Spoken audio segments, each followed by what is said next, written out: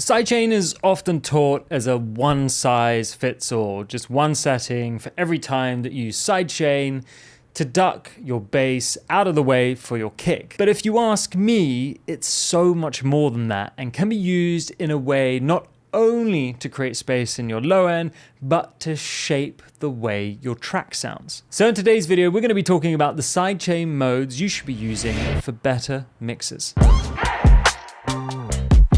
The simplest way to set up a sidechain is to grab a compressor, feed your kick into it. So here we're going to feed in kick 1, and then turn the ratio all the way up, fast attack, fast release, and then make sure your compressor has the external setting on. Some you'll need to turn on, some it will be automatic as soon as you feed the sidechain in.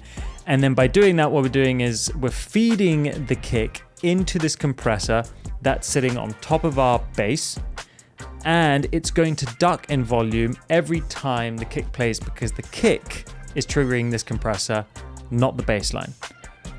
Let me solo and show you what I'm talking about.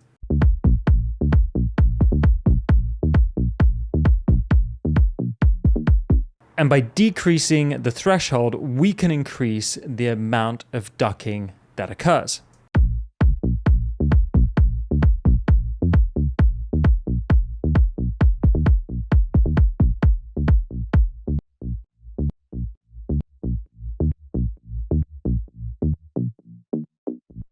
Now this is useful for two reasons. One, it takes the volume out of the bass to make space for the kick. They both have low frequencies, so there's a bit of conflict there. Secondly, it gives that nice pumping sound, and that can add bounce to your track, which is what gets people grooving and moving. But if we spend a little bit of time shaping our sidechain compressor, we can get it to be far more effective and add to the way the track feels rather than just ducking out the low end. The first thing I'm going to do is engage the EQ. Now this EQ is affecting the sidechain input, which is the kick. By cutting out the low frequencies here, all we're doing is cutting out the low frequencies from the kick that's coming into the compressor. Let's audition that so I can show you exactly what I'm talking about.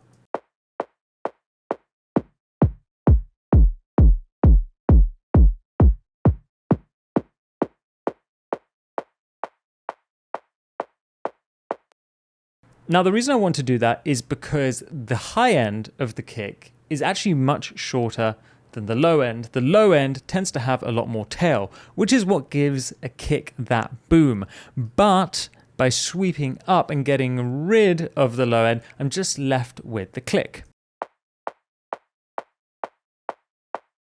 By rolling off the low end, we will also have to decrease the threshold to get more of that sidechain compression because the click is a quieter signal compared to that big low end that we've taken out.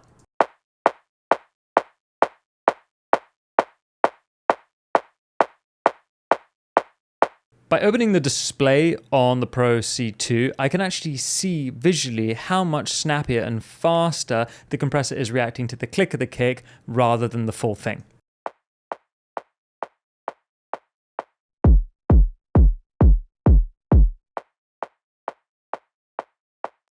Let's take this out of audition mode and see how that's affecting the bass.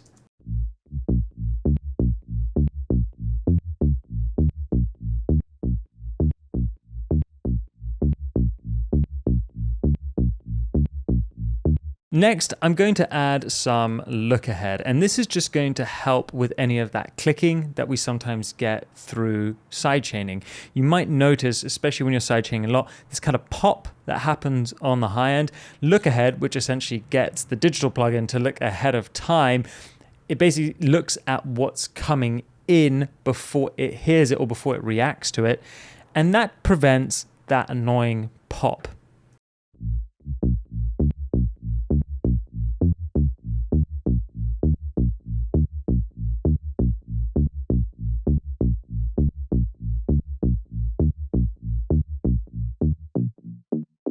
So we've got the main settings in our compressor set up now for sidechain. The thing I want to look at in the Pro C2, which other compressors do come with as well, so it's worth digging into them.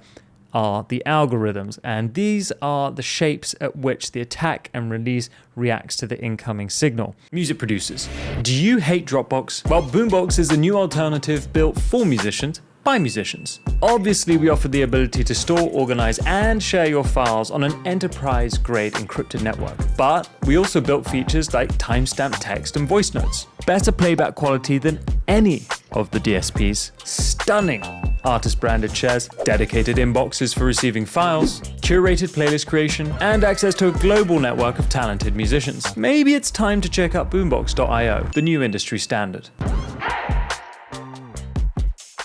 The two that we're going to be looking at today are clean and pumping. Clean is when you want something very surgical and precise, just like we've seen now. But pumping adds more bounce. Let's flick between the two so you can see what I'm talking about.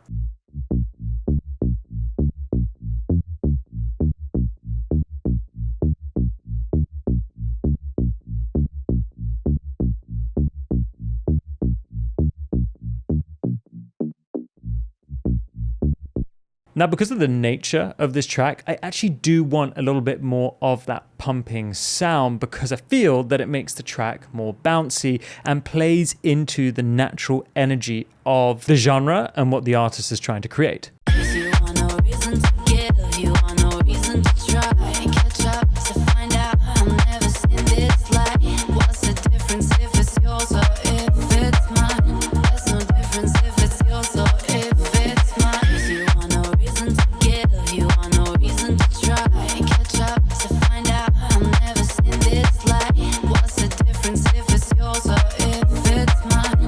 You can feel the difference in the movement in the low end, which makes you want to dance a little bit more. Now, this is a subtle change, but a very important one. Finally, we have control over the release. And the reason why we have such great control over the release is because we're just reacting to the click of the kick. So we can go as short and tight as we want to, or as long and loose.